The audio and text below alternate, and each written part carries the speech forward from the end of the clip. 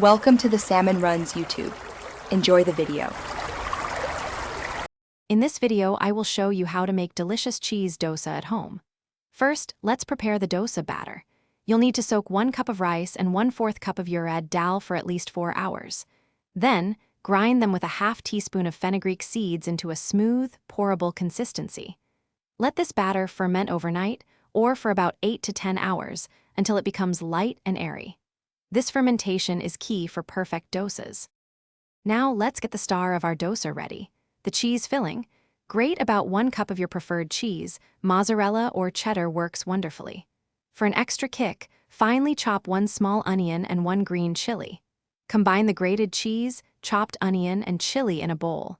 Add just a pinch of salt and a dash of pepper to enhance the flavors. This simple filling will melt beautifully inside your dosa. It's time to cook our cheese dosa.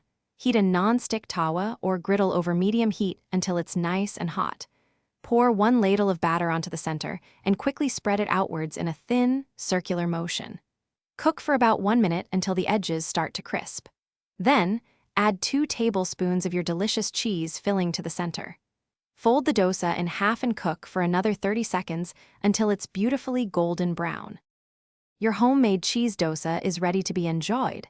Serve these hot and crispy dosas immediately. They pair perfectly with a fresh coconut chutney, offering a delightful contrast in flavors. You can also serve them with a warm bowl of sambar or a tangy tomato chutney. For an extra touch, garnish your dosas with a sprinkle of fresh coriander leaves. Enjoy this comforting and cheesy treat. Thanks for watching. Consider subscribing if we helped you.